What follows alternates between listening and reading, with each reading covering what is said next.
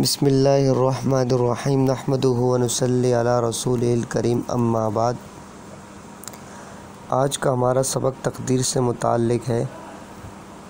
سب سے پہلے تو ہم کتاب کی بات کو پڑھیں گے کہ تقدیر سے متعلق ہمیں کیا عقیدہ رکھنا چاہیے۔ تو دیکھیں کتاب میں یہ لکھا ہوا ہے کہ دنیا میں جو کچھ بھلا یعنی اچھا برا ہوتا ہے سب کو اللہ تعالیٰ اس کے ہونے سے پہلے ہمیشہ سے جانتا ہے اور اپنے علم کے مطابق اس کو پیدا کرتا ہے۔ تقدیر اسی کا نام ہے اور بری چیزوں کے پیدا کرنے میں بہت سی حکمتیں ہیں جن کو ہر ایک نہیں جانتا۔ بہرحال یہ کتابی بات تھی، لیکن تقدیر ایک بہت گہرا علم ہے۔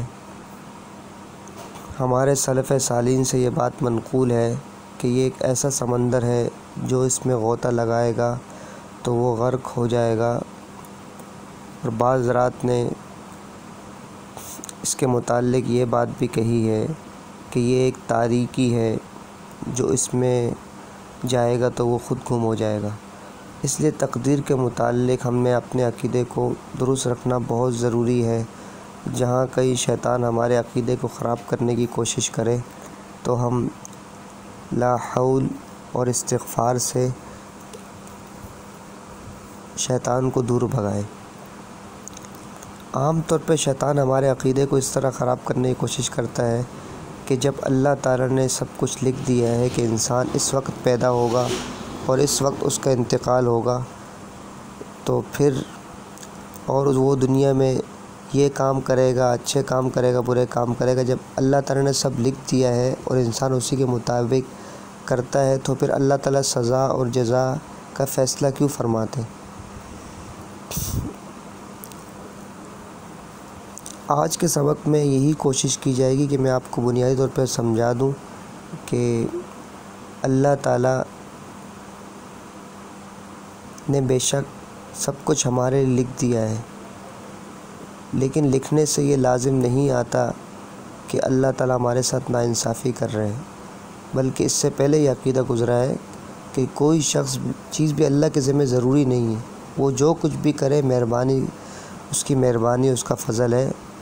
اللہ تعالیٰ ہماری پکڑ بھی کرنا چاہے تو کر سکتے ہیں، ہمیں معاف کرنا چاہے تو کر سکتے ہیں۔ بہرحال جتنی بات کتاب میں لکھی ہوئی ہے ہمیں صرف اتنی بات کو مان لیں، ہم اتنی بات کے مکلف ہیں کہ تقدیر صرف اس چیز کا نام ہے کہ اللہ تعالیٰ نے انسان کو ابتدا سے جب پیدا کیا تھا تو اللہ تعالیٰ کے علم میں تھا، علم ازلی سے اللہ تعالیٰ کو معلوم تھا کہ یہ بندہ اس وقت پیدا ہوگا اور اس وقت اس کا انتقال ہوگا اور دنیا میں یہ کام کرے گا۔ یہ اللہ تعالیٰ کے علم میں پہلے سے ہی تھا۔ اتنی بات ہمیں جاننا ضروری ہے۔ اس کے علاوہ مزید اس کے بارے میں بحث کرنا اور اس کے متعلق کھوج لگانا ہم اس کے مکلف نہیں ہیں، نہ قیامت میں ہم سے اس بارے میں پوچھا جائے گا۔ آپ کو بہت سے لوگ ایسے ملیں گے جو آپ کے عقیدے کو خراب کرنے کی کوشش کریں گے، تو ان سے بھی اس متعلق بحث نہ کریں، کیونکہ آپ صلی اللہ علیہ وسلم کو اس سے بڑی ناگواری ہوتی تھی۔ ایک دفعہ صحابہ کرام کے مجمع پر آپ صلی اللہ علیہ وسلم کا گزر ہوا تو چند صحابہ آپس میں بیٹھے ہوئے تقدیر کے متعلق کچھ گفتگو کر رہے تھے، تو آپ صلی اللہ علیہ وسلم جب تشریف لائے تو آپ کا چہرہ مبارک بالکل سرخ ہو گیا، اس طرح سرخ کہ گویا کہ آپ کے چہرے انور پر انار نچوڑ دیے گئے ہوں۔ پھر آپ صلی اللہ علیہ وسلم نے فرمایا کہ مجھے اس لیے نہیں بھیجا گیا، تم سے پہلے لوگ بھی تباہ و برباد ہوئے تھے اس تقدیر کے متعلق، تقدیر کے بارے میں بحث کرنے کی وجہ سے۔ یہ حدیث کا مفہوم میں نے آپ کو سنایا، اور اس طرح ایک حدیث میں آپ صلی اللہ علیہ وسلم نے فرمایا کہ ہر امت کے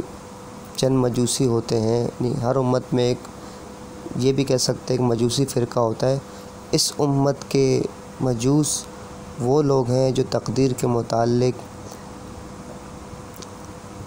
بحث مباحثہ کریں گے، یعنی تقدیر پر یقین نہیں رکھیں گے یا اس کے متعلق غلط عقیدے پھیلائیں گے، تو وہ لوگ مجوسی ہیں اس امت کے۔ بس میں نے بتایا کہ تقدیر سے متعلق ہمیں وہی عقیدہ رکھنا چاہیے جو ہم ایمان مفصل کے اندر ہم یاد کرتے ہیں، مکاتب کے اندر کہ آمنت باللہ و ملائکتہ و کتبہ و رسلہ والیوم الآخر والقدر خیرہ و شرہ من اللہ تعالی والبعث بعد الموت، کہ ہر اچھی بری چیز اللہ کی طرف سے ہوتی ہے اور ہمیں مرنے کے بعد اٹھایا جائے گا۔ یہ ہمیں عقیدہ رکھنا ہے جو ہمیں ایمان مفصل میں بچپن میں سکھایا جاتا ہے۔ اس سے زیادہ ہمیں اس میں غور و خوض میں پڑھنا اور کھوج میں پڑ جانا کہ یہ کیا چیز ہے، ہم اس کے مکلف نہیں۔ ایک تقدیر کے متعلق یہ ذہن میں سوال اٹھتا ہے جو میں نے پہلے بھی ذکر کیا، کہ وہ سوال یہ اٹھتا ہے کہ جب اللہ تعالیٰ نے ہمارے لیے سب کچھ لکھ دیا، پھر ہمیں اللہ تعالیٰ سزا اور جزا کیوں دیتے ہیں؟ تو اس کا جواب سمجھنے کے لیے ہمارے اکابرین نے مختلف مثالوں سے اس کو سمجھایا ہے، جو صرف سمجھنے کے لیے بیان کی جاتی ہیں، باقی اس سے اللہ تعالیٰ کی شان میں کوئی نقص اور کمی بیان کرنا مقصود نہیں۔ تقدیر سے متعلق اس طرح سمجھایا جاتا ہے کہ ہم اللہ تعالیٰ کو مورد الزام اس لیے نہیں ٹھہرا سکتے کیونکہ اس کی مثال ایسی ہے کہ جیسا کہ آپ کوئی دوا خریدتے ہیں، اس پر ایکسپائری ڈیٹ لکھی ہوتی ہے۔ اب ایکسپائری ڈیٹ لکھنے کا مقصد یہ ہوتا ہے کہ اس تاریخ کو یہ دوا استعمال کے قابل نہیں رہے گی۔ اب اس سے یہ لازم نہیں آتا کہ جب وہ تاریخ آ جائے گی، مثال کے طور پر 2023 کو اس کی ایکسپائری ڈیٹ ہے، جب وہ آ جائے گی اس کا یہ مطلب نہیں ہے کہ گویا کہ جن لوگوں نے اس کے اوپر ایکسپائری ڈیٹ لکھی ہے انہوں نے آ کر دوائی کو خراب کیا ہے،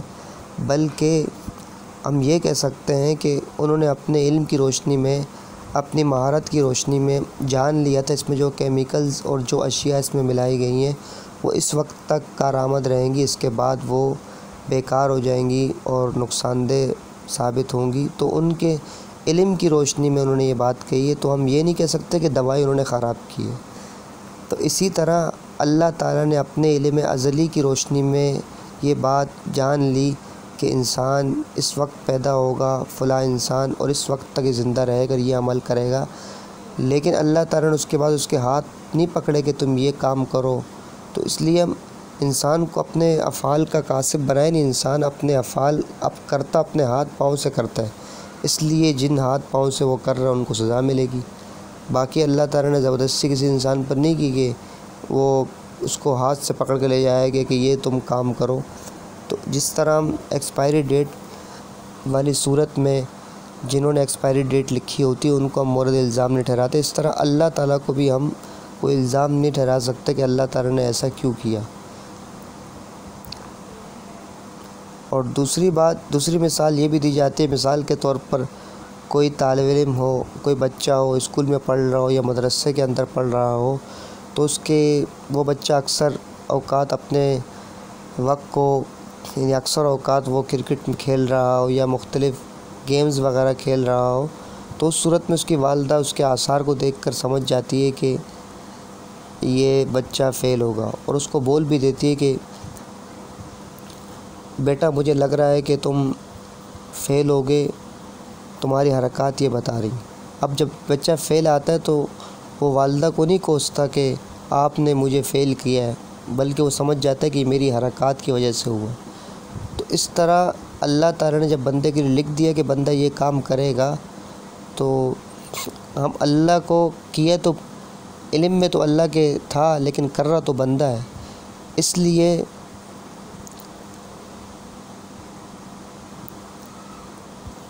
ہمیں اللہ تعالیٰ کو کوئی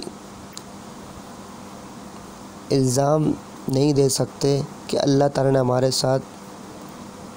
ناانصافی کی، بلکہ اللہ تعالیٰ تو انصاف کو پسند کرنے والے ہیں، اور اللہ تعالیٰ